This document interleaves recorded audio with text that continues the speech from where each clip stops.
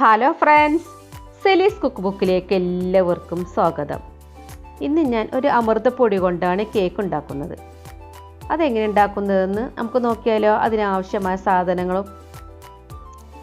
ഇതിന് 3/4 കപ്പ് അമൃതപ്പൊടി എടുത്തിരിക്കുന്നത്, 2 table spoon sunflower oil, 2 table spoon maida, 2 കോഴിമുട്ട, 1 teaspoon vanilla essence, 2 table spoon പഞ്ചസാര, 2 ടേബിൾ സ്പൂൺ മിൽക്ക്, 2 പിഞ്ച് ഉപ്പ്, 2 pinch baking soda, 1 teaspoon baking powder. ഇതെല്ലാമാണ് ആവശ്യമായ സാധനങ്ങൾ. ഇനി നമുക്ക് കേക്ക് ഉണ്ടാക്കുമ്പോൾ ആദ്യം നമ്മൾ കേക്ക് ടിന്നാണ് റെഡിയാക്കി വെക്കേണ്ടത്. ഇതിലേക്ക് കുറച്ച് ഓയിൽ ഒഴിച്ചതിന് ശേഷം ഇതേപോലെ ബ്രഷ് കൊണ്ട് സ്പ്രെഡ് ചെയ്ത് കൊടുക്കുക. അതിനുശേഷം കുറച്ച് മൈദപ്പൊടി ഇട്ട് കൊടുത്ത് ഇതെല്ലാ ഭാഗത്തുനിന്ന് ചുറ്റിച്ചെടുക്കണം. വേണമെങ്കിൽ ബട്ടർ പേപ്പറും വെച്ച് കൊടുക്കാം. ഇനി ഇത് മാറ്റി വെക്കാം. ഇനി നമുക്കൊരു ബൗളിലേക്ക്, ഡ്രൈ ആയ ബൗളിലേക്ക് ഒരു അരിപ്പ വെച്ച ശേഷം ഇത് ഡ്രൈ ഇൻഗ്രീഡിയൻസ് ഒക്കെ ഒന്ന് അരിച്ചെടുക്കണം. ഇതിൻ്റെ കട്ടയെല്ലാം പോവാനും, പിന്നെ മൈദപ്പൊടി, ബേക്കിംഗ് സോഡ, ബേക്കിംഗ് പൗഡർ, ഉപ്പ്, ഇതെല്ലാം നല്ല പോലെ മിക്സാക്കി എടുക്കണം. ഒരു 3 പ്രാവശ്യം അരിച്ചെടുക്കണം. അപ്പോഴേ നല്ല പോലെ മിക്സാക്കി വരികയുള്ളൂ. ഈ മിക്സിങ് റെഡി ആയിട്ടില്ലെങ്കിൽ നമ്മൾ കേക്ക് ഉണ്ടാക്കുമ്പോൾ ഇതിൻ്റെ ഒരു ഭാഗം പൊങ്ങി വരും, ഒരു ഭാഗം പൊങ്ങാതിരിക്കാനുള്ള കാരണം ഇത് തന്നെയാണ്. ഇപ്പോൾ നല്ല പോലെ മിക്സാക്കിയതിന് ശേഷം ഇത് മാറ്റി വെക്കാം.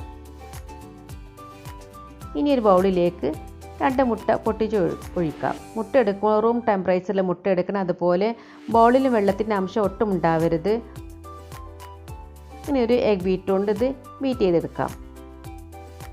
ഒരു മീഡിയം സ്പീഡിൽ ബീറ്റ് ചെയ്തതിന് ശേഷം ഇതിലേക്ക് 2 ടേബിൾ സ്പൂൺ പഞ്ചസാര, പൊടിച്ച പഞ്ചസാര, സാധാരണ പഞ്ചസാരയാണ് ഇട്ട് കൊടുക്കുന്നത്.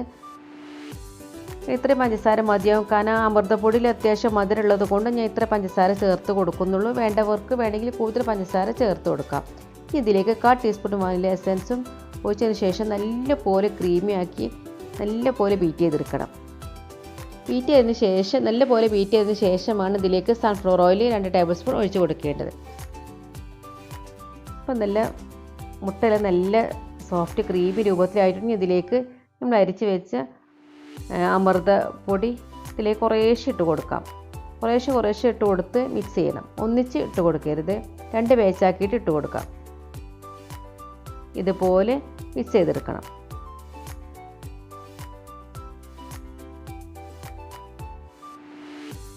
ഇതിലേക്ക് 2 ടേബിൾ സ്പൂൺ മിൽക്ക് ഒഴിച്ചെടുക്കാം. നല്ല പോലെ മിക്സ് ചെയ്ത് ബാറ്റർ എല്ലാം റെഡിയായി. ഇനി ഞാൻ കുക്കറിലാണ് ഈ കേക്ക് ഉണ്ടാക്കുന്നത്. ഒരു പഴയ കുക്കറാണ്. ഇതിലാണ് ഞാൻ കുക്കറിൽ കേക്ക് ഉണ്ടാക്കുമ്പോൾ ഈ കുക്കറാണ് ഉപയോഗിക്കാറ്. വിസിൽ ഊരി വെച്ചതിന് ശേഷം ഇത് ഒരു 5 മിനിറ്റ് പ്രീ ഹീറ്റ് ചെയ്യാൻ വെക്കാം. ഈ സമയം കൊണ്ട് നമ്മൾ ബാറ്റർ കേക്ക് ടിന്നിലേക്ക് ഒഴിച്ച് വെക്കാം.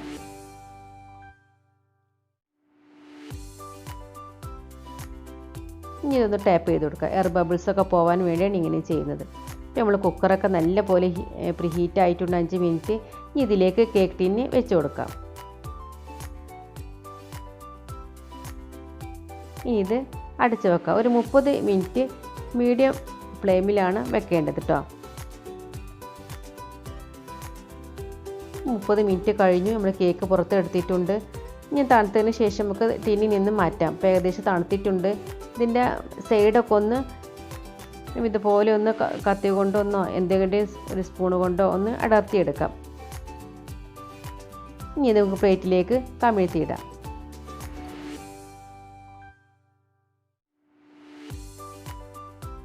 അപ്പോൾ അരിഭാഗം നല്ല കരിഞ്ഞിട്ടൊന്നുമില്ല, നല്ല പൊങ്ങി വന്നിട്ടുണ്ട് കേട്ടോ.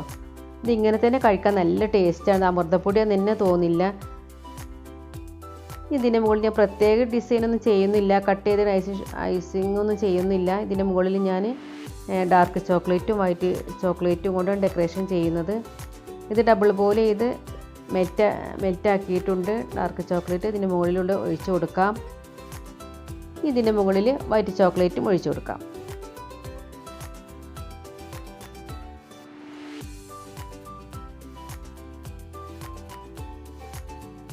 ഇത് ഒഴിച്ച് കൊടുത്ത് നല്ല പോലെ എല്ലാ ഭാഗത്തും ഒഴിച്ചു കൊടുക്കണം. ഇനി ഇതൊരു ഫോർക്ക് കൊണ്ട് ഇതേപോലെ ഒന്ന് ചെറുതായി ഒന്ന് ഡിസൈൻ ചെയ്യുന്നുണ്ട്.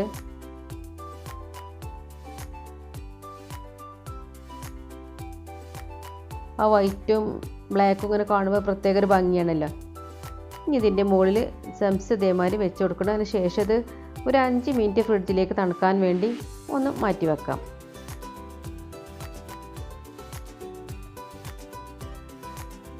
നമ്മൾ കേക്കെല്ലാം റെഡി ആയിട്ടുണ്ട്. 5 മിനിറ്റ് കഴിഞ്ഞ് ഫ്രിഡ്ജിൽ നിന്ന് എടുത്തിട്ടുണ്ട്. പിന്നെ നിങ്ങൾക്ക് എൻ്റെ ചാനൽ ഇഷ്ടമാണെങ്കിൽ ലൈക്ക് ചെയ്യാനും ഷെയർ ചെയ്യാനും സബ്സ്ക്രൈബ് ചെയ്യാനും മറക്കരുത്. ഇതുപോലെ ഈ റെസിപ്പി ഞാൻ വീണ്ടും വരാം.